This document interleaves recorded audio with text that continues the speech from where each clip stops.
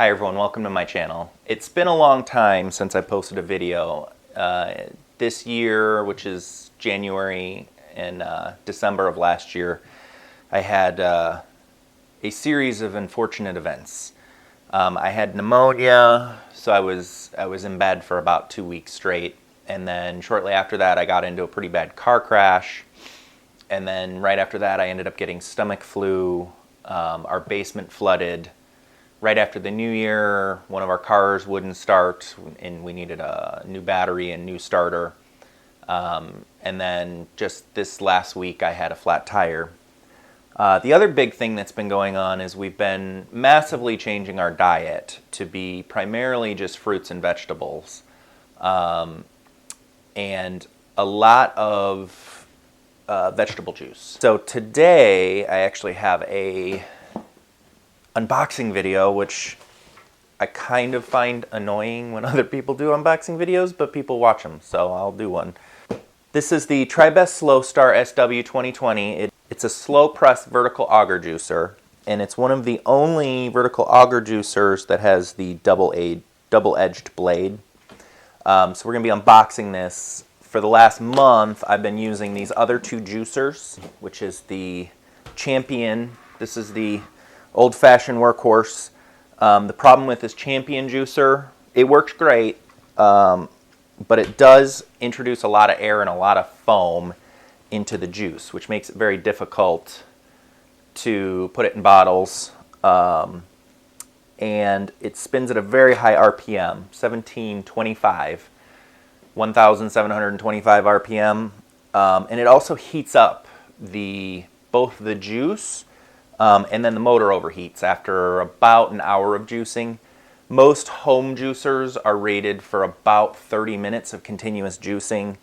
And on the weekends, I've been juicing 2 to 3 hours straight to store up enough juice for a couple days worth the vegetable juice, because I've been primarily just been drinking vegetable juice. And then this one is the Jack Lane's Power Juicer, as seen on TV. I got this one from a coworker. This one I was just borrowing, so I bought this one from a coworker. She just happened to have it under her desk the day I decided to start drinking more vegetable juice. So she offered to sell it to me, and I bought it at a very reasonable price. This is a Centrifugal Ejection juicer. Works really well. Again, it's high speed, so it does produce a lot of heat. It does produce a lot of foam, but it does work really fast, but it's not as efficient. You don't get as much juice, and then it really can't handle things like spinach. Spinach just gets sucked through and shot out the back without even being ground up. So this one I don't use as often. I primarily use this to do things like carrots after the Champion juicer's overheated. And then of course I just have over here just a plain old citrus juicer, which we use for orange juice and grapefruit juice and occasionally some lemon juice. And I keep these two on the counter. I will probably be replacing one of these two with the new juicer. Major reorganization of the kitchen, which I'll show you in a minute. We got new appliances, primarily because our old refrigerator was not a humidified refrigerator. The old one was a frost-free refrigerator freezer combo, which is horrible for produce. It just sucks all the moisture out of your produce, and I'm trying to get the juice out, so I don't want the moisture sucked out of the produce. So we did buy a new refrigerator and new stove, new microwave. The microwave was because I needed space on the counter to juice, and the stove was because the old stove didn't have numbers on it, and the refrigerator was because we needed more space to store the produce. So I'll show you the kitchen once I clean it. It's kind of a mess right now. Okay, so to the unboxing. Let me get this one out of the way, kind of push this back here a little bit. Okay, so I actually got this juicer from John Kohler, discountjuicers.com, because I was watching all his video reviews to try to decide which one I wanted to buy.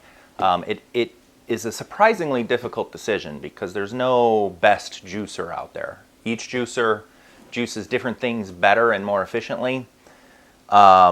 Each has its benefits, its downsides. This one will juice probably a little slower, but it's self-feeding. I'm hoping that it'll be more efficient while I'm feeding the produce in. I can be doing other things. I can set a carrot in there and then wash the second carrot. When that one's washed, feed that one in. So I have a more continuous flow of juicing instead of right now stopping the juicer, going to wash more produce, bringing it back over to the juicer, starting it up again, and starting to juice again. Let's get this opened up. Ta-da! Okay, nice little spacer to keep the motor from bouncing around. I'll just throw that over there. The motor base, nice and heavy. This is a 200 watt motor, I believe. 200 watt, 2 amp, 120 volt. The top here is designed so that if anything were to drip down through the middle, it would just run out the front. That might be hard to see, the black on the screen. I'll show you close up. And what do we got here? We got 2 smaller boxes. I'll put this on the floor for now. And what is in here? Here is the top unit. Right there.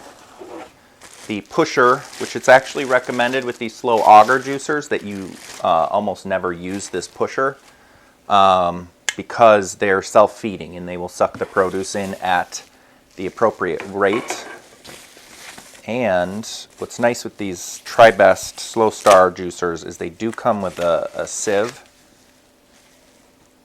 which has got a pretty nice thin mesh on it. It's quite a bit thinner than the sieve I've been using, so this will actually work nice to do a final sieving on the juicer, the juice. So here's the upper unit, and take this apart so you can see what's in here. You've got the dual blade auger. I can remember the instructions on how to take this apart. You've got your vertical auger there, which is what smushes and grinds the juice up against your screen. The screen actually has surprisingly large holes. This juicer makes this about the same amount of juice as the Omega juicer, with slightly more pulp. But it is one of the recommended. And then your wipers, which wipe the juice off and wipe it out the chute. And that's most of what's in there. While I have this out, let me open up this other one. Comes with 2 collection containers, one for your pulp and one for your juice. These are BPA free. They do have graduations on them, but they may not be horribly accurate since they are made out of plastic and they're kind of an irregular shape. A lot of times these containers, the markings on them aren't super accurate.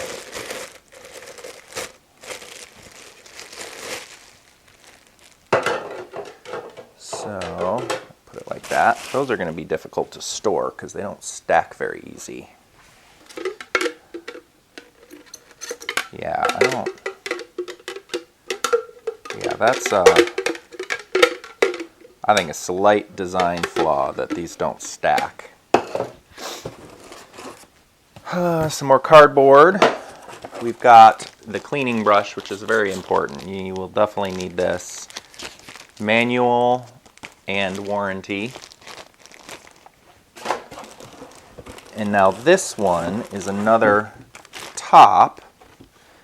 This other top is for making purees and sorbets. So you can make fruit sorbets with this. It grinds up the fruit and then mixes the juice back in with the ground up fruit. It's supposed to make a very nice fruit sorbet.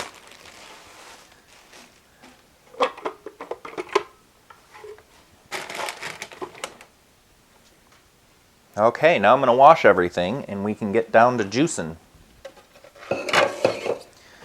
Okay, now that I washed everything, let's get this set up. So one collector goes here. The other one will collect the pulp out the side. It does take up a smaller footprint on the counter than any of the other juicers I have. And it looks like the containers are a little bit larger, so I do like that. That it seems like it'll take up less counter space, especially when I'm storing it. Okay, now that I have it assembled, we're ready to turn it on. It's very easy to assemble. You just line up the different dots. There's 2 white dots, one for the inside, one for the top. And then put your juice collection cup goes in the front. Your pulp collection cup goes on the side. And then you turn it on. I do like how quiet it is. You can still hear me. If I were juicing with the Champion, you would not be able to hear me. It's just a constant loud hum. And so this is substantially quieter than the Champion. It should run cooler. I don't know how long it'll run for. I think they say not to juice more than 30 minutes in a row as a general rule. So I'm going to get some vegetables ready to juice. Okay, so I moved the juicer over here by the sink to test out my theory that even though this juicer juices the produce slower than the Champion juicer, I may be able to be more efficient in my workflow because I can put it right next to the sink since it's smaller and more compact, and then also feed it as I'm washing vegetables, and so I have a more continuous flow of things through the juicer. And first thing through the juicer, let's see how it works. So it should grind it up, chop it up, and just suck it in. Oh, cups. And you'll see a couple drips coming out this one at the very beginning. That's normal. Until the pulp kind of clogs up the hole, you get a couple drip first thing through. So I'm already happy with the level of foam coming off these carrots, because that has always been the big issue. So I'm liking that I can reach it right from the sink. So when I'm done scrubbing each vegetable, I can just feed it right in. Could actually get it even closer to me, but I'm gonna feed through some spinach. This I may need the pusher for, just because the spinach sticks to the walls of the chute, but that's not to actually push it into the auger. I'm just pushing it down to get it through that entrance way. Once I start seeing some green come out, I will switch back to carrots.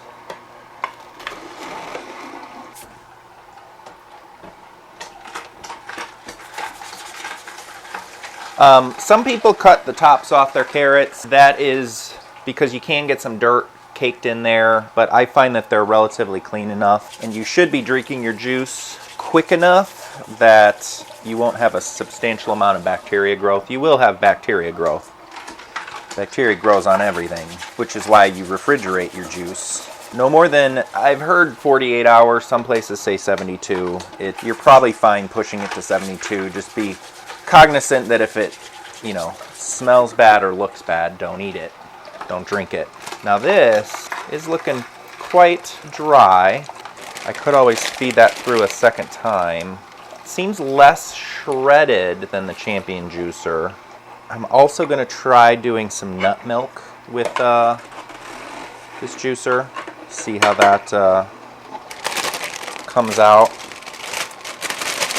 Your leafy greens like kale and spinach, and your root vegetables, carrots, sweet potatoes, beets, are all going to taste really strong. So in general, it's a good idea to mix cucumber or celery to dilute the juice. I like the flavor of cucumber more than the flavor of celery. I'll show you a close-up of this screen, but I really like this screen. I use it for cleaning the juicer. That Champion juicer leaves a lot of pulp inside of it when it's done, and we're in septic, so I don't want all that pulp going into the septic system because it can cause fungal growth in the septic system, which would then back up the septic system. So while that's feeding in, I'll start cleaning another carrot.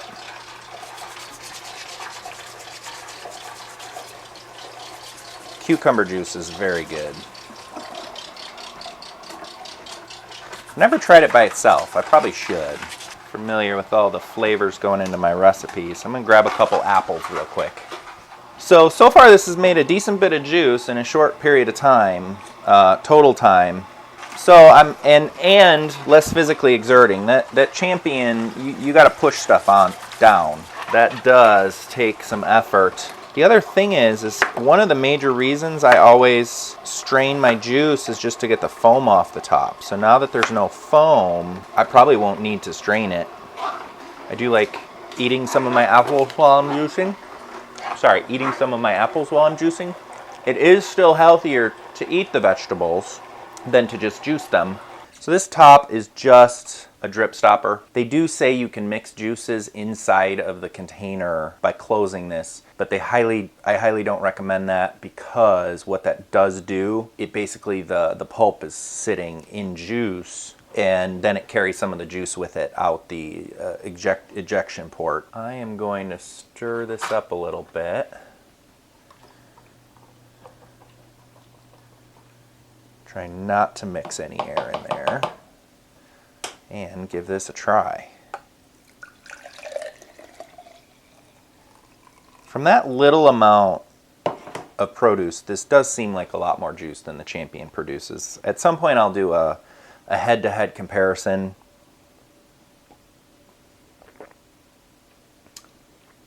I would say the taste is similar.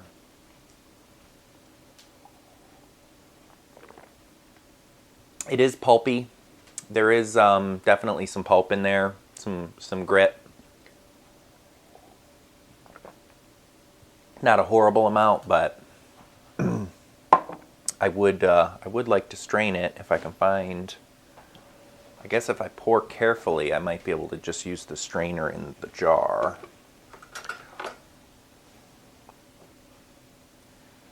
Yeah, that didn't really work.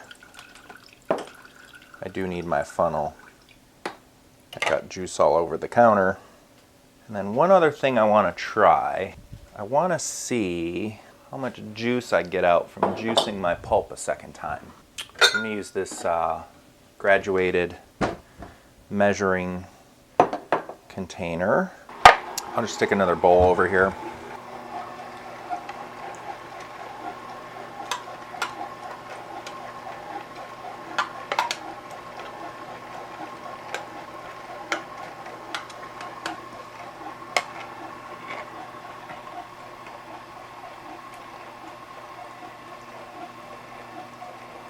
Just very, very slowly pushing it through.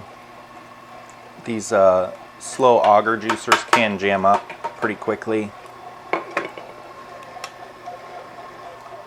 You can tell that the second time I'm juicing that the pulp coming out is definitely coming out drier. I don't usually rejuice my pulp because I find it's just not time efficient, but this is getting out more juice than I'm used to getting out, I think, when I rejuice the pulp. So this may be worth it. So it produced about 1/3 of a cup of extra juice compared to about 600 milliliters. So not a lot. It's about 100 ml to 600. So about 1/6 was reclaimed from rejuicing the pulp. Tastes about the same too. It does seem to have more pulp in it. Run a carrot through.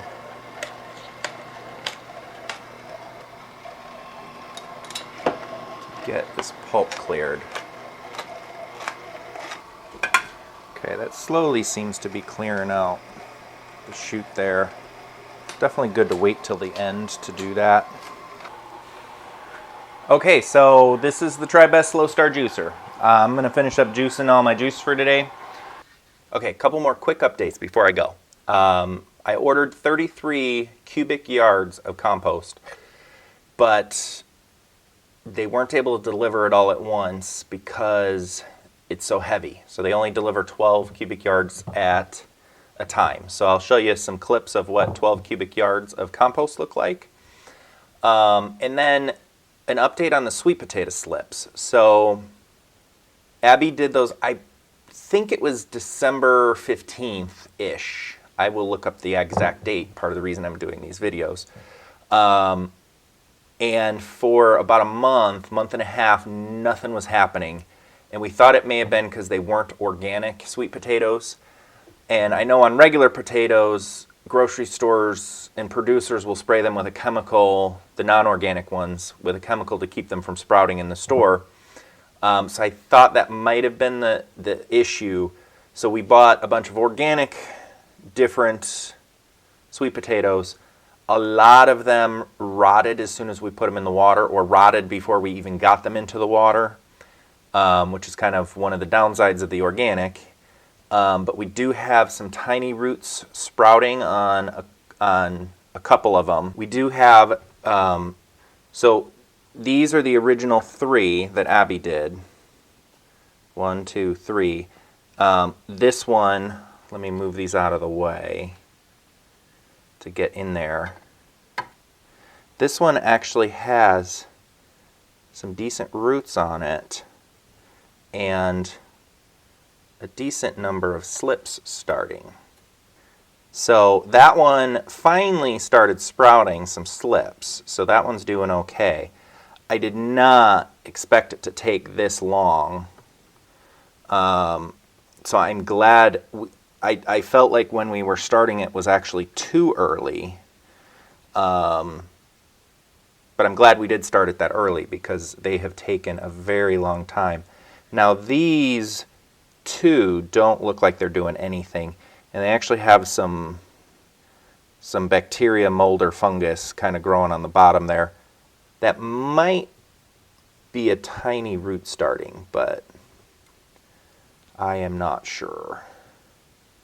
And these kind of have some bulges, and I don't know if that's just bacteria growing or if that's actually roots starting. Now the organic ones have not been in the window for nearly as long as the non-organic, and those already do have some, the ones that didn't rot immediately already do have some roots poking through. And I think even this one may be hard to see, but I think this one may kind of have the very beginnings of some roots poking through. The other thing is we didn't change the water as often as we should have. It's important to keep the water changed regularly. And then this one does have some roots growing. It's important to change the water regularly to keep the bacteria levels low in the water, which will help keep the roots from rotting. Oh, I'm trying to spin it and it's just turning the glass, not the potato. So that's the update on the sweet potato slips, and I will see you tomorrow.